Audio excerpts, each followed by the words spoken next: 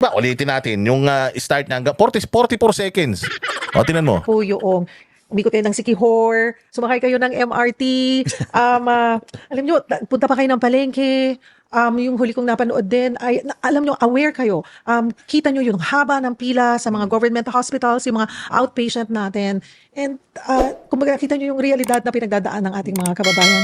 Ito po ba ay part of your governance talaga, na talagang, teka, bababa ako, tignan ko nga, talagang gusto ko, mas madaling mapatakbo ang bansa kung talagang nandoon ako, lalapit ako, bababa ako sa mga tao para maramdaman kung ano yung nararamdaman nila. And maybe it's easier to think of something or to think of the solution kung paano mapapagaan ang buhay po ng bawat mamamayan. O, anong tanong? Yun lang ang tanong mo, na ganun po ba yung klase ng gobyerno ninyo? Simple naman Cheryl Cosin, putangin na kasi pinepeke nyo eh. Alam mo naman kasi na kung na ano yan eh, na krung-krung yan eh. Kaya ginaguide nyo siya para anong tanong, yung sa tanong, isasama mo na yung sagot.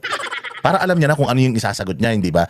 Hindi ba para mas maganda kung tinanong mo, sa loob ng 3 taon, sir, parang kailan ko lang kayo nakita na umikot, bumaba, pumunta sa palengke, sumakay ng MRT. Nung nakaraan, nakita ko pa kayo sa eskwelahan, binabarena nyo yung blackboard.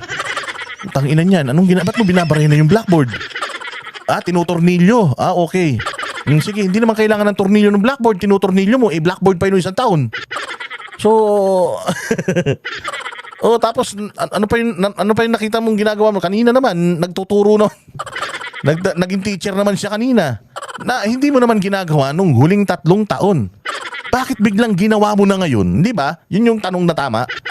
Hindi. Basta sabihin mo na, President Bongbong, nakita ko po kayo. Pumunta para si Princess Sarah ang putang ina niyan. Nakita ko po kayo, Master Sedi. Lumabas po kayo ng bahay, sumakay po kayo ng tren, tapos pumunta po kayo sa Sikihor, umikot-ikot kayo dun. Tapos nakita ko po kayo, napunta po kayo sa ospital. So, ganyan po bang gobyerno nyo? Talagang malapit kayo sa taong bayan. Para ako na pinapanood ko si Master Sedi at saka si at saka si Princess Sarah putang ina sa interview na to. Ganyan po ba talaga ang inyong pamamahala? Na kailangan nyo pong puntahan ng mga kababayan natin para malaman nyo po yung kanilang mga suliranin? Putangin na dyan. Tinan mo, sasagot naman tong ugok. Tinan mo kung ano yung sasagot nitong ugok na to. At any level of government, it's very different to receive, makatanggap ka ng report na sasabihin, natapos namin yung project, ganito yung ginastos namin, may picture na maganda. Pero pag pinuntahan mo, iba talaga. Sabi, totoo pala yung report, maganda yung report. Alam mo na, yung taong yun, hindi nagsisinungaling sa'yo. The other side is, binuhala ako nitong mga lokon to. Alam mo na, eto mga to, hindi reliable yan. Maghanap tayo ng iba. So it's still important to go and see things for yourself. Wow! Oo! Talaga ako din ha? Oo, ha nga. Nagulat din ako Walang iya. Antindi, no? Oo nga, ha ka nang hay, para kang ulol Tayo na ganyan yung sinasabi natin sa kanya noon pa. Na sir, lumabas ka naman. Kasi ang tingin niya sa Pilipinas, parang putangin lang yan. Parang nag-i-snow na dito, parang na tayong Switzerland, sobrang yaman ng Pilipinas. Lagi pag nagre-report to, di ba? Ang ganda-ganda ng Pilipinas, mababa ang inflation, maayos ang buhay ng tao. Di ba ganyan ito mag-report? Na ang yabang-yabang nila na kinukongratulate nila yung isa't isa.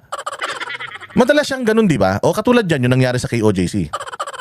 Anong sabi niya? Wala naman daw pulis na nagmalabis doon. Wala nga daw baril Wala nga baril. Putang ina ka, kung ikaw nagpunta ka doon, nakita mo sana na punong-puno ng baril doon. Napakaraming pulis doon na may baril. Saan ka makakita ng SWAT at saka ng SAF na walang baril? Tangina, parang kawawang cowboy yan. Oo, cowboy na walang kabayo. Hindi pwede yun. Tanga ka ba? Hindi ba? Napaka-fake news talaga nito Hindi ba? Ganyan nga yung sinasabi natin sa kanya. Na sir, hindi mo alam na naghihirap ang bayan mong Pilipinas kasi nakikinig ka lang sa mga report sa'yo. Hindi mo ina-assure na yung nire-report sa'yo, i-confirm mo on your own, totoo ba o hindi. Kasi pag may sinabi sa'yo, yung isang sekretary mo, maniniwala ka na kagad, hindi ka nagagawa ng mga due diligence.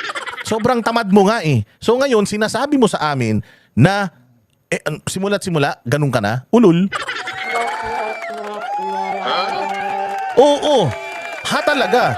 Oo nga, ha talaga. Talagang mapapahakat ha? Ay nang yan. So yan yung nire-request namin sa'yo. Mantakin mo sa loob ng 3 taon. Ngayon mo lang ginawa yan. I doubt it kung ginawa mo talaga. I doubt it. So yun ang sinasabi. Kayo ba naniniwala? Ilagay nyo sa comment section. Naniniwala ba kayo na itong mokong natututoy sinasabi niya na ganyan siya mag-check? Na kapag may mga projects, binababa niya talaga at kinukonfirm niya whether yung ni-report sa kanya is tama. Putang ina, nakakapag-vlog ka pa nga eh. Ibig sabihin hindi ka busy. Hindi mo ginagawa yan. Pumigil ka nga bongbong kung talagang busy ka na tao.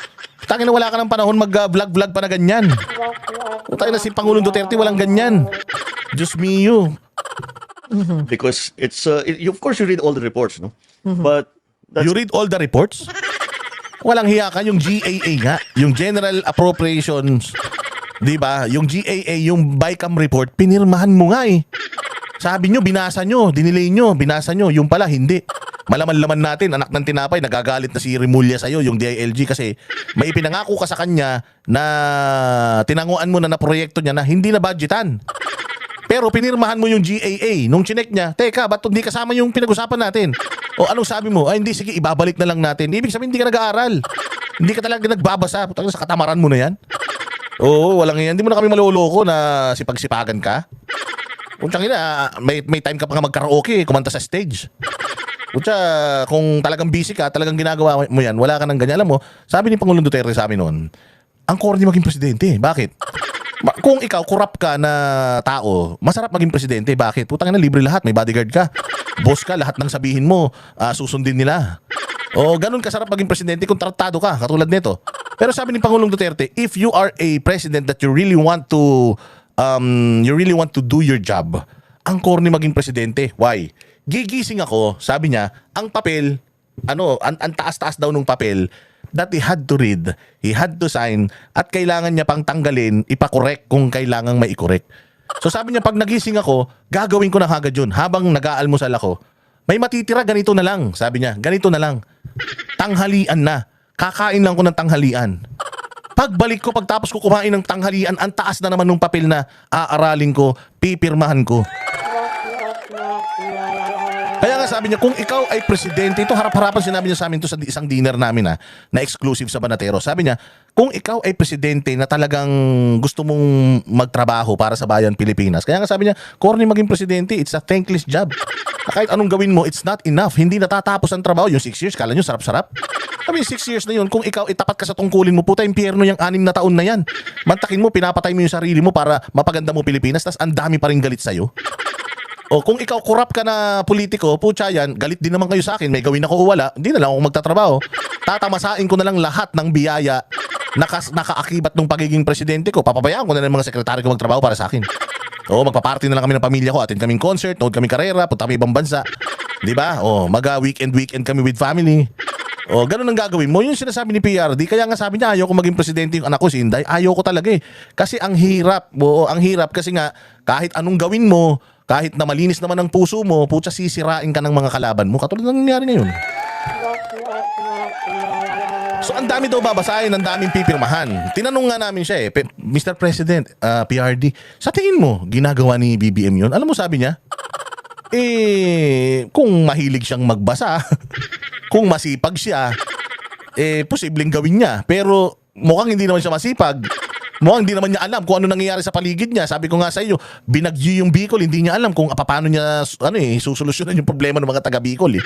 Ibig sabihin, alam lang niya maging presidente pero hindi niya alam kung paano gagawin yung trabaho ng presidente.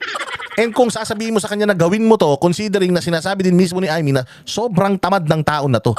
Meron pang kwento na galit yung tatay nito sa sobrang katamaran niya dahil party lang ng party to. Hindi nga nakatapos ng eskwela to o di ba ito nga lang ang presidente, buti nga si Erap kahit papaano nakatapos yata sa Ateneo Ito talaga dinoktor daw yung yung degree nito. Sinasabi nila Guanzon, nila Harry Roque na wala daw degree ito. So ibig sabihin tamad. Mantakin mo may pera ka pang aral tas hindi ka nag-aral, samantalang yung ibang mga anak ng bilyonaryo, putya ang daming mga tinapos, doctorate, PhD, meron pang MBA, may PhD pa. Hindi ba tapos ikaw presidente ka ng Pilipinas, hindi ka gumraduate? Puta sa dami ng pera nyo pang aral, hindi ka nakagraduate? Ibig sabihin tamad ka. Ang dami nga dyan, walang pang-aral Di ba? Ginagalingan mag-aral para lang maging dean's lister.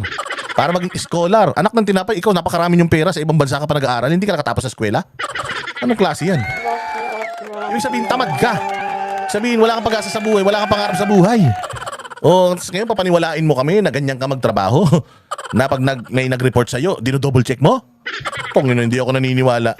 It's not the iba-ibang accuracy rating ko minsan. May nangyari na po bang ganoon? Dami Uy, na. ganda ng report. Okay, Oo, sige nga. oo, Tingnan natin. Marami. What do you do about it? Like, You look, if it's important, dun sa official na in charge na, bakit ganitong report nyo pero iba yung realidad?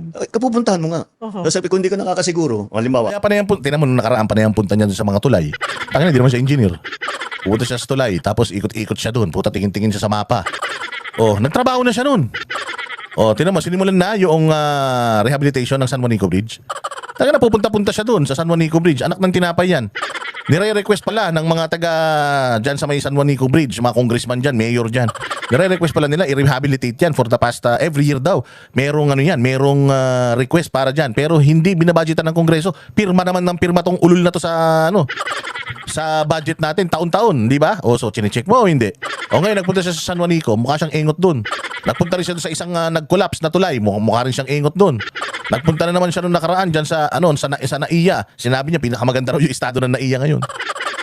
Kaya pala panay ang ikot nito, panay ang ocular inspection nito kasi meron pala siyang gagawing ganitong podcast at ito yung palalabasin nila that he is a working president. Anak ng tinapay yan. Pumunta ka lang sa mga lugar, bumisita ka lang dun sa mga lugar. Tapos working president ka na. Kaya na sa 3 taon, yan lang ang achievement mo. Sa 3 taon na presidente, kaya yan lang achievement mo. Nag-ocular inspection ka sa mga bagay-bagay. Sa dami ng inutang mo, both dito sa Pilipinas at sa ibang bansa. Siya yan lang ang nagawa mo, bumisita sa mga sa mga lugar para i-check yung mga trabaho nila. Anak ng toklay yan, oh. may report, napakaganda ng lahat. Pero may kaibigan ka na tiga doon. Sabihin, boss, hindi totoo yan. Hindi nila natapos. Talaga? Oo. Ikapuntahan natin. Yun. Pag-explainin mo yung tao. Kaya ganun lang yun. Bigla minessage siya, pre, tain na, huwag ka maniwala dyan sa report. Hindi totoo yan. Talaga? Hindi totoo? Tara, puntahan natin. Puntahan na para kayo mga tambay, Oo, di ba? Para mga tambay, anong ha? May report, maganda. Maganda pala yung report. May tatawag sa'yo, pre, hindi totoo yan. Huwag ka maniwala dyan sa report, hindi totoo yan. Talaga? Sige, puntahan natin. Tapos titingnan nila, hindi nga totoo, niloloko ko. Anak ng tinapay, putangin na ganito, tingin nila sa gobyerno para walang proseso, no? Parang putang ano lang sila, naglalaro-laro lang sila, bahay-bahayan lang. Anak ng tinapay ng mga tao to, parang mga ingot ng putya. Siyempre, kung ano yung mga paliwanag na, hindi mo pala kaya, sige, paltan kita. Hanap tayo ng mas magaling. Speaking of palitan, Ito, maganda tong tanong. hindi naririnig, hindi na ilalabas, pero siguro sa mas Ay, yabang kasi, di ba? Pumupunta ako sa isang mga lugar, pag nakita ko, pangit, hindi totoo yung report, palitan natin yan. So tatanungin siya ngayon dito. Sino-sino na yung mga pinalitan mo? Hindi tinan niyo yung sagot. mababang mga posisyon, marami na po ba kayong napalitan doon sa loob ng 3 taon? Marami na. Marami na. Hindi na lang namin ina-announce kasi Marami na daw siyang tinanggal, hindi lang daw nila ina-announce. Tanginag yan. Sino yung mga yon? At sino din yung ipinalit niya kung sakaling may natanggal? Hindi ba kamakailan lang, pinag-resign mo lahat? Hindi ka nagtatanggal, pinag-resign mo. Sila yung kusang aalis, tapos ilalagay mo na lang yung mga gusto mong tao. Yung mga since nagsipag-resign na sila, yung mga nag-resign na, pwede na magsiuwian sa bahay nila. Hindi mo sila in-evaluate isa-isa. Hindi mo tinignan yung mga trabaho nila isa-isa. Anong pinagsasasabi mo? Sige, diretso. just get ako trabaho to just if you're not helping Kaya na, ang hirap sumagot. Kasi nagsisinungaling eh. Tingnan nyo, ang ganda ng tanong sa kanya. Ang tanong sa kanya, nangyayari ba talaga na may mga tinatanggal kayo on the spot? Kapag nag-check kayo na walang na hindi tama yung ni-report sa inyo. Kung matino ka, kung talagang ginagawa mo, ang bilis sagutin. Pero tingnan mo siya, hirap na hirap siya sumagot. Ganyan siya eh. Pag tinanong, tanda mo nung kinakausap siya ng Australiana, na anong nakakatawa sa sinabi ko na ninakaw niyo yung pera ng taong bahay, ba't hindi niyo ibalik? May nakakatawa ba ron? Di ba? Ganun siya ron. Pag tinatanong siya ng mga reporter, pagka hindi yung tanong, hindi akma doon sa pinractice nila, di ba pucha yan? Nagahang yan, parang CD sa parang bumili ka ng CD dyan sa Quiapo. Tingnan nyo. Marami na po ba kayong napalitan doon sa loob ng 3 taon? Marami na. Hindi na lang namin ina-announce kasi just get ako trabaho to just if you're not Pucha, huminga ng malalim. Ikaw naman kasi si Eric Cosin, putang na yung mga pinagtatatanong mo. Hindi naman yan yata yung pinag-usapan nyo eh. Pucha, nangisay siya. Sasagot ka lang naman eh. Madami, oo, madami na din. Hindi, sakto lang naman. Yung, kasi yung iba naman talagang maayos yung trabaho nila eh. So sa mga tinanggal, meron na rin ako mga natanggal. Pero yung pagkakasabi niya na marami, pag marami kasi dapat naririnig natin yun, marami. Hindi ba? Pero po siya, dahil nagsisinungaling siya, hindi siya makasagot ng diretso. O kailangan niya pang huminga ng malalim. Ako, trabaho to just if you're not helping, get out of the way. Okay? Kung di mo kami tutulungan, basta malis ka na lang dito. Gawin mo yung gusto mong gawin, pero pabayaan mo kami magtrabaho. Hindi Ulitin na lang natin. namin ina-announce eh. Kasi, just get, ako, trabaho to just if you're not helping, Tayo na bakit ganun? Parang hinika, no? Parang hinika si BBM. marami na. Hindi na lang namin ina-announce eh. Kasi, just get, ako, trabaho to just if you're not helping, Yan. Nangyari sa'yo. Bigla kang hinika, Mr. President.